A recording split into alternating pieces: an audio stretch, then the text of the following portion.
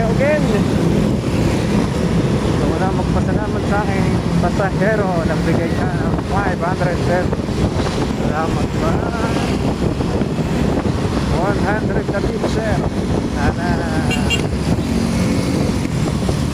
palarin ka sa iyong pag-alis.